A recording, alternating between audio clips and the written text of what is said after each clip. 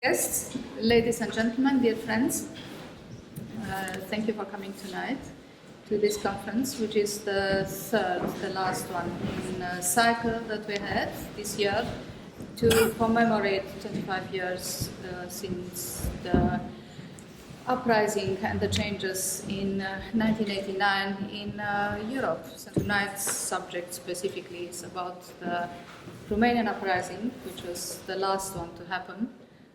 It was also the most violent one. Maybe we'll understand tonight from our guest speaker why that may have been so. So we'll start tonight with a screening of two documentaries by Cornel Mihalache. He is an internationally prize-winning director and particularly documentaries, and he studied, he's calling them the files of the revolution. And tonight, of course, our guest of honor is Dorin Tudoran, who is a poet, a political analyst, a broadcaster, a publisher, an activist. Harassed by the dreaded Securitate, Tudoran had to leave Romania in 1985. The part that I absolutely love most since 2009, he is an absolutely brilliant political pamphletist, and I have great joy reading his essays. Good evening, and thank you very much for being with us this day, this whatever it is. It is a little bit unfair to ask me to talk about after two of these documentaries. What we are trying to do for a long time is to assess history, to figure out what happened. And assessing history in the making, it's a very difficult business. Actually, the conventional wisdom says that nothing is harder than to determine the historic significance of events when they are happening. Allegedly, a French journalist asked the Chinese Communist leader Mao Zedong what have been the consequences of the French Revolution. And Mao answered with a question. He said, "My friend, when did that revolution happen?"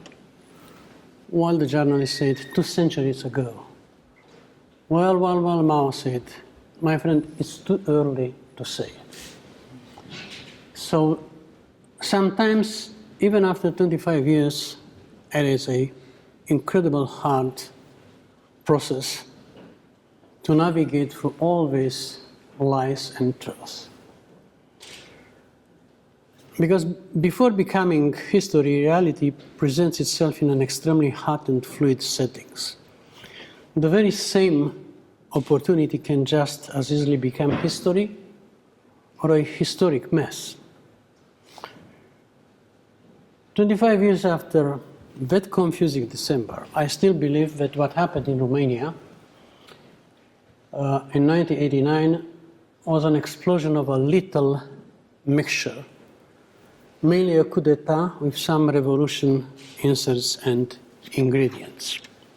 So the consensus is that, the consensus within the community of political scientists is that the year 1989 marked the death of communism as the sole form of governance in the Soviet Union and its East European satellites. In other words, it was the exit of a political dictatorship. Since all these nations were for decades subject of draconian terror, total control and misery, the common expectation was that communism as a dictatorship will be overthrown through violent means. Well, the common wisdom proved wrong again. The rule was more of a velvet revolution, with the exception of Romania. And I would say that one of the reasons for this difference was that in countries like Czechoslovakia, the Czech Republic now in Slovakia, Hungary, they still did have some remains of a civil society. The civil society in Romania was completely depleted. it was not, we didn't have a buffer zone over there to mitigate the situation. So think about what Iliescu says and compare with what Václav Havel said about how this kind of affairs should be handled. So Havel said communism was overthrown by life, by thought, by human dignity. Oh, Iliescu thought that it was something else, and it was something else. So what was the crucial indicator that communism as the sole form of government in Eastern Europe was approaching the final stages of the crisis? And here is again what Havel said, and you heard Iliescu. So Havel said at the time, what is more, the system has become so ossified politically that there is no practically way for such a non-conformity to be implemented within its official structures. In other words, Havel and likes in Hungary like Konrad, Kish, they knew that Gorbachev, Perestroika and Glasnost would not work because it would be impossible to make the old guard accepting that the change should come from within. So willy-nilly, the change was supposed to come not from within. The coup d'etat. Actually, what the dictionary says about the coup d'etat, that it is the overthrow of a government, often through illegal means, by a part of state establishment, mostly replacing just the high-level figures. It is also an example of political engineering. Whatever we did see was about a lot of political engineering, and not only that. So in his 1960 book, Crowds and Power, Elias Canetti writes that the crowd is based on an illusion of equality. Crowd's quest is the moment when distinctions are thrown off and all became equal. It is for the sake of this blessed moment when no one is greater or better than another one that people became a crowd. Well, I would say that what we had in December 1989 in Romania as the main actors, we had the palace, the political people, the former apparatchiks, and we have the street. The difference between the two main actors was that the palace was disappointed in Ceausescu. The street was disappointed in both Ceausescu and communism. And it's exactly what they said now. Well, the revolution against Ceausescu succeeded, and the revolution against communism didn't, at least in December. It is partially true and partially fiction. So it is no wonder that in the minds of many Romanians, only in their minds, December was just a revolution, because it's hard to explain to these families that their kids, their brothers, their sisters were killed for nothing.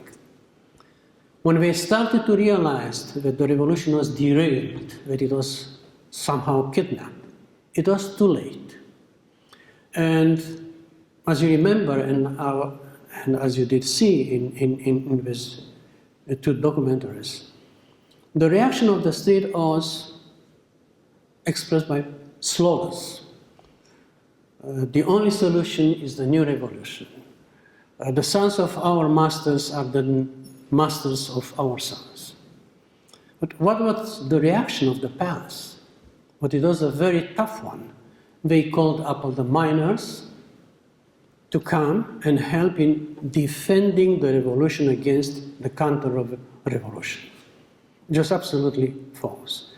In other words, we had a protected, very well-manipulated crowd versus a vulnerable, totally exposed crowd. In other words, it was a civil war, when they asked people to come on the street and fight back some other people. This is exactly what they continued to do. You did see General Stănculescu in two documentaries. I have some news for you. I just got a call from Bucharest, and a friend of mine told me, well, I was invited at the December 1st reception by President Băsescu. And guess what? Among the guests was General Stănculescu. So the one who killed people in Timișoara, the one who was sent in prison for 15 years and was liberated after 10, is a very honorable member of the new Romanian society. Well, here is one of his statements. I do regret that in December 1989, I did not establish a military dictatorship. So it is for this thought that he is honored today.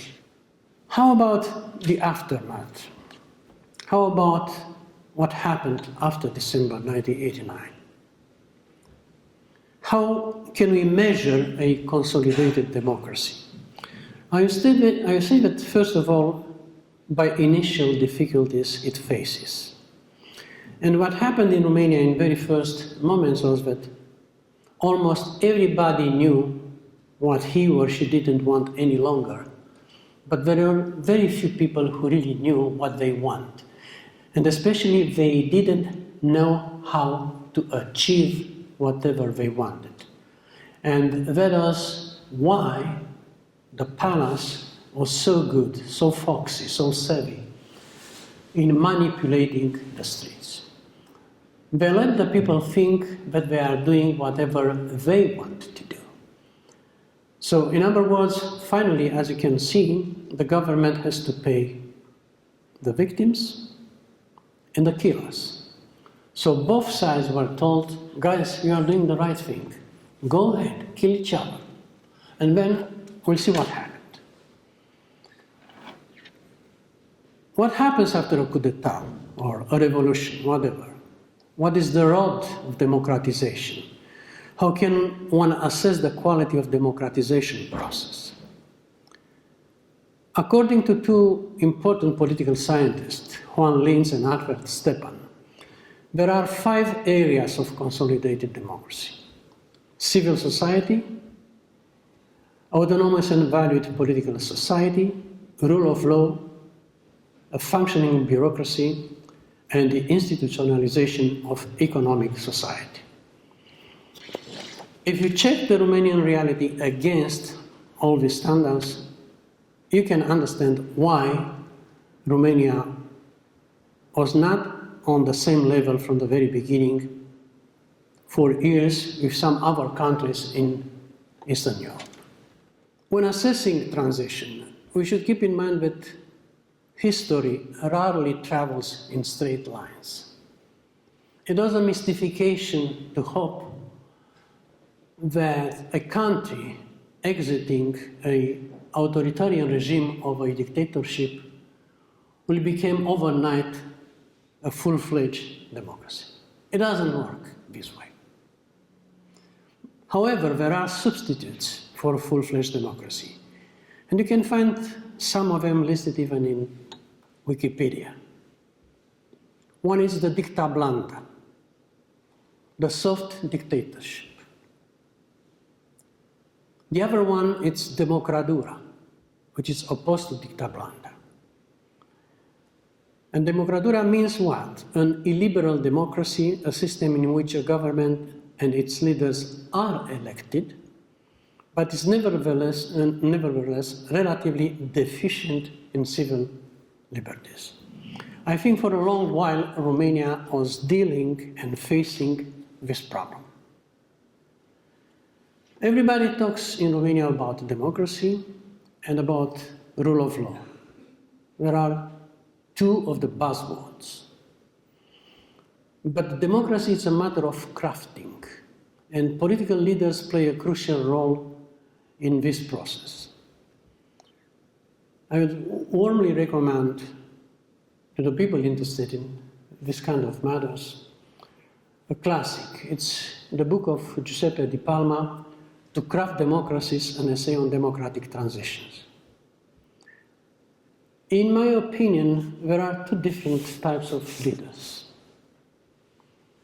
There are genuine reformers, leaders who implement reforms because they see the need for them and they believe in them.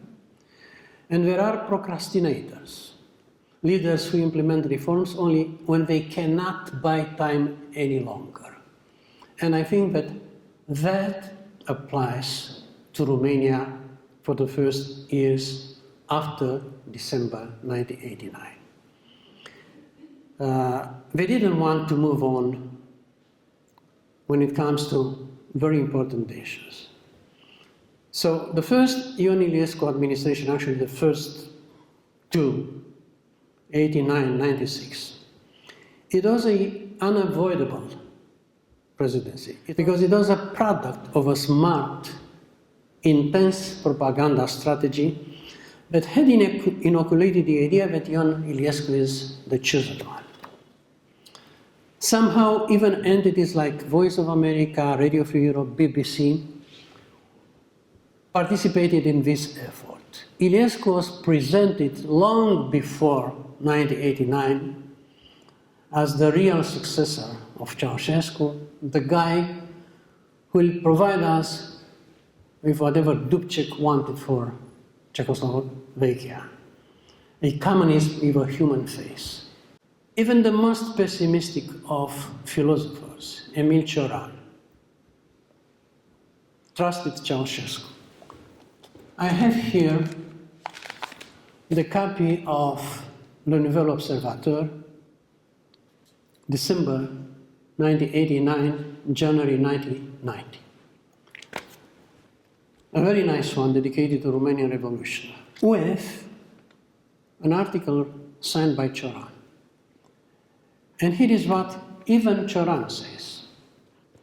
On the other hand, I trust Ion Iliescu, the president of the National Salvation Front. I knew for a long time that he was Romania's hope. Well, beat me, how come that Cioran knew in Paris for a long time that Iliescu was Romania's hope? For what reason? Even somebody like him was somehow marked by this pre-December strategy. Well, actually, some of you probably remember when Iliescu was asked, what kind of democracy are you running him right now in this country? His answer was, well, our democracy, it's an original one. Which pushed me back to Talmer, dictatorship resting on popular enthusiasm. So that was the initial form of Iliescu's and his friends' democracy. The Emil Constantinescu administration, 1996-2000, he is seen as the only one president Romania had after December coming from the civil society, and it is actually true. But his rise to power embodied not only the dreams of the civil society, but also the vulnerability of very volatile and unstructured civil society. They came into power unprepared to govern. I don't know if you remember that they promised, Emil Constantinescu and Zoe Petre, we will bring 15,000 specialists and will insert them into the apparatus. It never happened. Not to mention, when people counting on the power of the so-called historic political parties in Romania, National Liberal Party and National Peasant Party, they didn't realize one thing. These people were out of the political stage for almost half of the century. The oldest one, practiced politics. They were in politics long ago. The younger one didn't have any know-how about politics. So it was so easy for the former apparatchiks to win over and over the game. How about the second Ion Iliescu administration, 2000-2004? That was again about procrastination, and this time about revenge. They tried also to undo things that Constantinescu's administration tried to fulfill. And on top of it, under that administration, with Iliescu president and Năstase prime minister, the corruption became endemic in Romania. And that was the end of many hopes. How about the first mandate of Traian Băsescu with Călin Popescu-Tăricianu as a prime minister, 2004-2009? I would say that in some respects it was the most grotesque of this administration, for one reason. They won the elections at the end of 2004, and they started to kill each other at the end of January 2005. For years it was a daily war, a guerrilla kind of war between the two palaces, Cotroceni, the president, and the prime minister. But I have to say that that administration was strong enough, although at the beginning they were very reluctant to come with the official condemnation of communism and its crime. Although it was more on paper, there were no follow-up acts about it. And also, Băsescu proved a very strong commitment to the West values. His second administration, 2009, today, destroyed us a lot about a freer, more independent justice. It was about continuing to be a very strong and trustworthy ally of the West. But among the minuses, I would list on top of everything the increased political turmoil. His second mandate was marked and marred by vendettas, by proliferation of political scandals. And towards the end of this last 5 years, his unreasonable desire to impose his protege, Elena Udrea, an extremely controversial political figure, as a kind of inheritor of his administration. First trying to have her as the president of Democratic Liberal Party, the party created by Băsescu, which didn't work. Then he created a pocket party for her, the popular movement, whatever. And then ending up with very strongly supported her to run for presidency. It succeeded in making even some of his more vocal cronies explode. One more time, people couldn't take any longer. When it comes to democracy, also we should keep in mind the obstacles and the challenges a democracy is facing. Among the general ones, I'll give you a quotation from Time magazine in 1965. It says, perhaps the biggest single obstacle to the spread of democracy is that in its core lies a paradox, the tension between freedom and order, between the individual and the society. And I would say that all the post-December Romanian administration were incapable to deal with this tension. One day they were very populist, promising everything, coming with very spectacular statements. The other day they came with very restrictive legislation and trying to improve, first of all, economically the situation. When it comes to the challenges of democracy, I'll pick up one which comes from John Barbridge and Don Eberle. They say the challenge of the next century will be to build democracy on a more humane scale and to expand the capacity of citizens for self-governing and public solving. So here is another problem in Romania. The civil society had a climax. It was there with Constantinescu's administration. Once that administration failed, the image of the civil society also was somehow tarnished. Not to mention that people belonging to this non-governmental organization are not getting any younger. They are like us, they are getting older. I was running 2 organizations in Romania. They are sick and tired of volunteering for some values. They are getting married, they don't have kids. So some of them migrated towards politics. And it was another war. And it was obvious during Constantinescu administration. It was a fight within the civil alliance. They created a political party. And they started to have the political ones fighting with the civil ones. It didn't work. And it's hard to believe that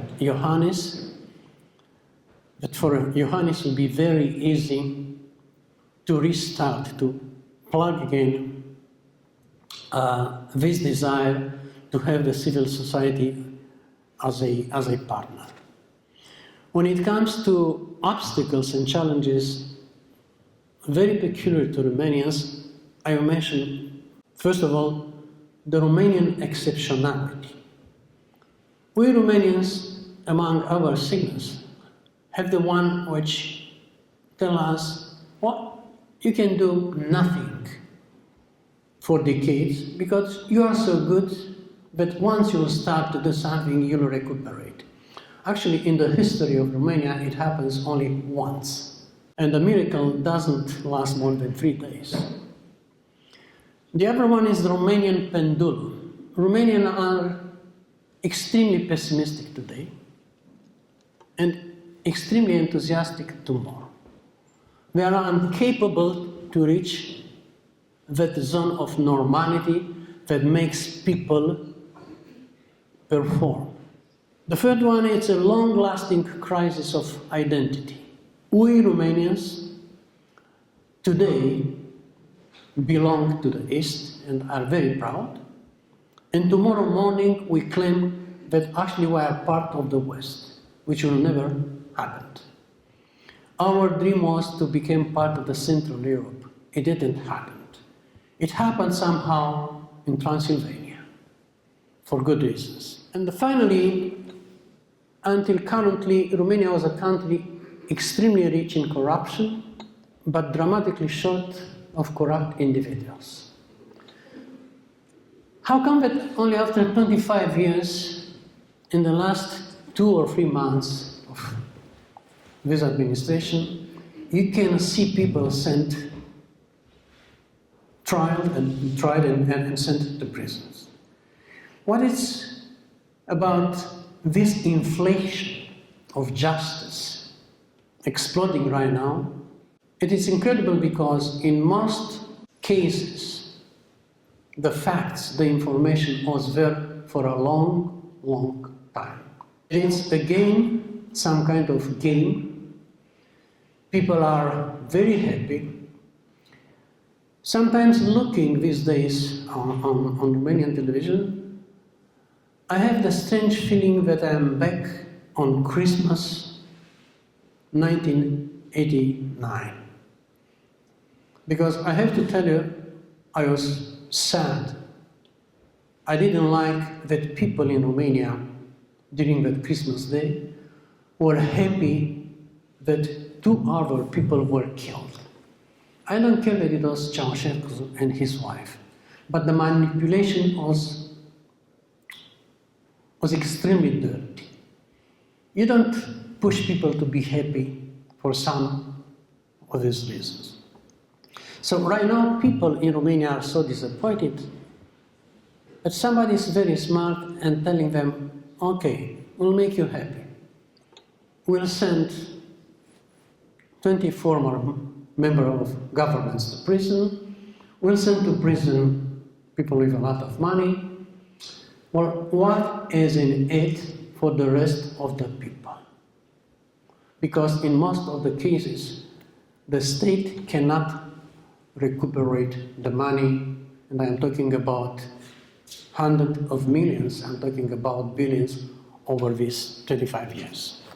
So there is a tantalizing question regarding former communist countries like Romania, which is the political kleptocrat the quintessential player produced by the painful, long hangover of the post-communist era? If the answer is yes, I'll say that countries like Romania have a bleak future if the political kleptocrat is the product. If the answer is not really, countries like Romania have a future. It's that simple. So I think that we know by now that democracy is so vulnerable that even some of its best supporters are sometimes very disappointed. Democracy may, after all, turn out to have been a historical accident, a brief parenthesis that is closing before our eyes. It's making me thinking, what are the chances nowadays, not only in Romania, for democracy? Because as Revel put it, democratic civilization is the first in history to blame itself because another power is working to destroy it. And it doesn't react soon enough. It waits and waits, and when it's too late, it's too little you can do to defend yourself. A couple of things, some kind of conclusions. I don't think that there is a blueprint for democracy. Importing and exporting democracy is a stupid business. It doesn't exist. And I'll tell you a true story. It was in the 50s in Greece during the military dictatorship. During a very fancy reception, the US ambassador at the time asked the oldest and most honored Greek historian, Professor, what happened to you, the Greeks? You invented democracy and right now you are in big trouble. Well, the old guy looked at the stupid ambassador and said, Your Excellency, it appears to me that after we produced democracy, we kept exporting so much that we were left with nothing for ourselves. What I'm saying here is that if it happened to the Greeks, it can happen to everybody else. For some of us, in some parts of the world, democracy is the preferred form of government. But there's no way to impose it upon some other people. It is all about the product of democracy. It is all about the process of democracy. Since democracy is not a given, the road to it, which is democratization, is what makes the difference.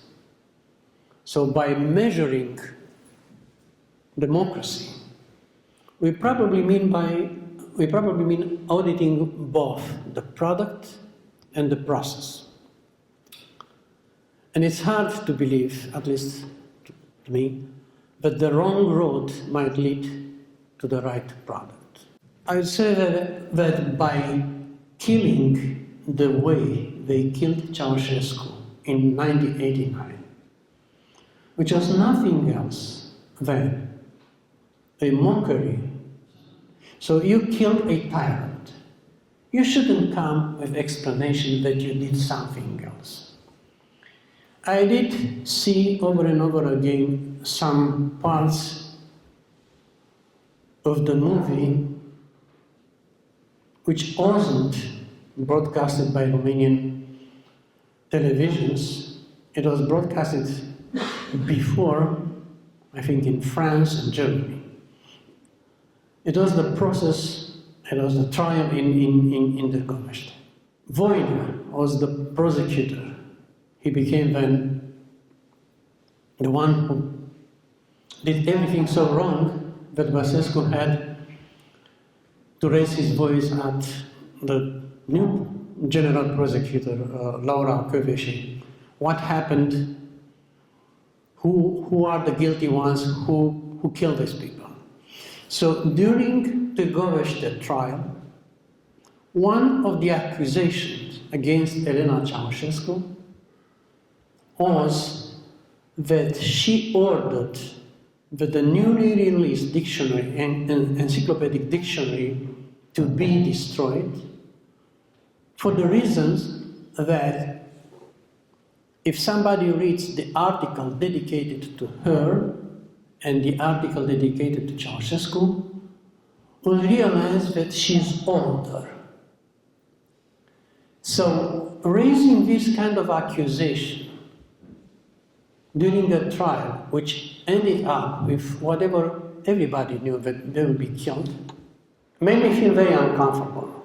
So I'd say that when Romanians are complaining about what happened after, they should keep in mind that the huge manipulations, series of manipulations they were victims of, started with a missed opportunity for Romania to start anew from scratches. I mean, that first step was not a part of a rule of law state. It was something else. So I have many other things to share with you, but I think it's better to stop here and open the floor for